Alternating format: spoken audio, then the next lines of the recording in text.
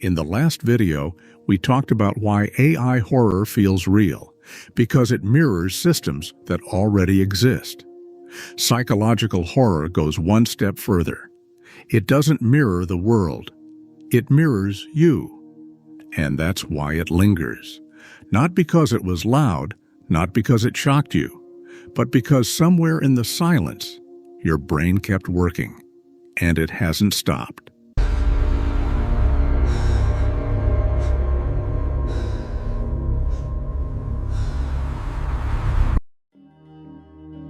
Where technology meets terror. Stay offline.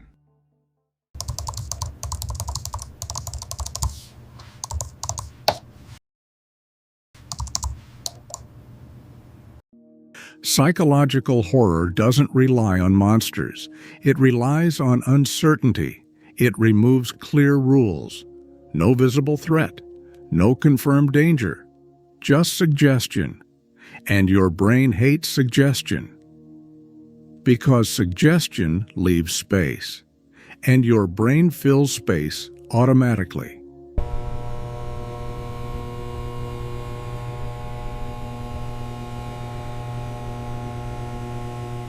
Ghost horror shows you the threat. Psychological horror makes you build it yourself. That's the difference. Your brain is a prediction machine. It constantly asks, what happens next? In most horror, the answer comes quickly. A jump scare, a reveal, a chase. But psychological horror delays the answer. It stretches uncertainty. And when the answer doesn't arrive, your brain keeps simulating possibilities, over and over. That simulation loop is what lingers, not the scene, the unfinished calculation.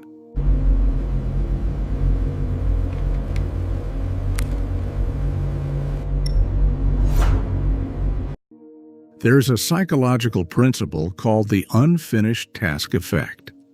When something starts but doesn't resolve, your brain tags it as incomplete. And incomplete things demand energy. It's why you remember an unanswered message more than one you replied to. Why a cliffhanger episode stays in your mind longer than a finished story. Psychological horror weaponizes that. It withholds closure on purpose. No clear ending, no final explanation. Just enough information to start a pattern, but not enough to complete it. So your mind keeps circling back, trying to close something that was designed to remain open. And the longer it stays open, the more real it begins to feel.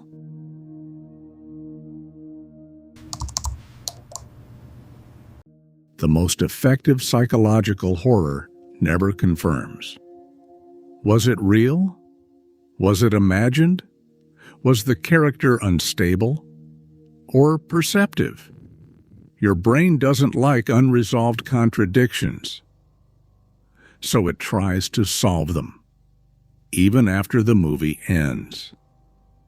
And because there's no final answer, you carry the question with you.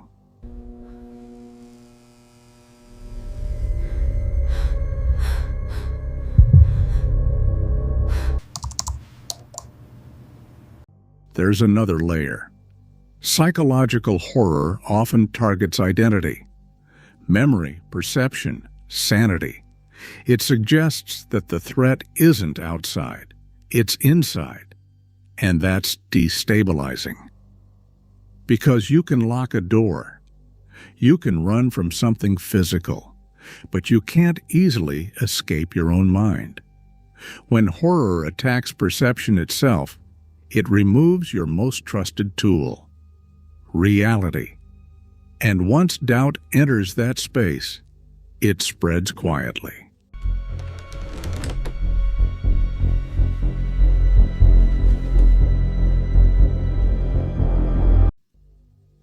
There's something even more destabilizing happening beneath that. When horror suggests your perception can't be trusted, it introduces isolation. Because if your reality might be distorted, who could confirm it? Other people. What if they don't see it? What if they see something you don't? Psychological horror quietly separates you from certainty, not with violence, but with doubt. And doubt is isolating. It makes you second-guess memory, reaction, interpretation. And once that isolation sets in, the threat doesn't need to appear anymore. It just needs to wait.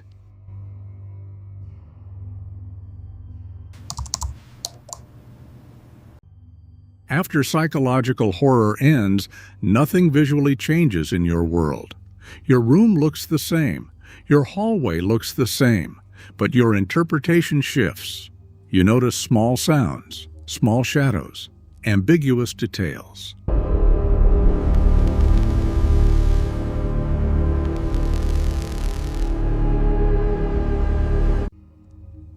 Because the story didn't close the loop, your brain stays alert, looking for confirmation. That's why it lingers. Not because something happened, but because something might.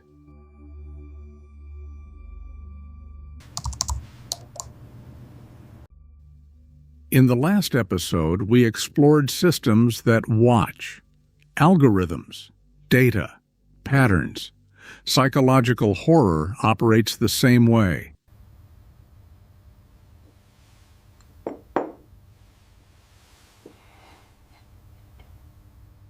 Quiet, observing, waiting. It doesn't need spectacle, it needs patience. Because the scariest thought is not, something is chasing me. It's, what if I'm not in control? Psychological horror stays in your brain because it never truly ends. It hands the final scene to you, and your mind keeps replaying it long after the screen goes dark. If this series is starting to feel different, that's intentional. In the next episode, we break down how uncertainty rewires attention and why silence is more powerful than noise. Subscribe to Wired Nightmares. Because some stories don't scream. They wait.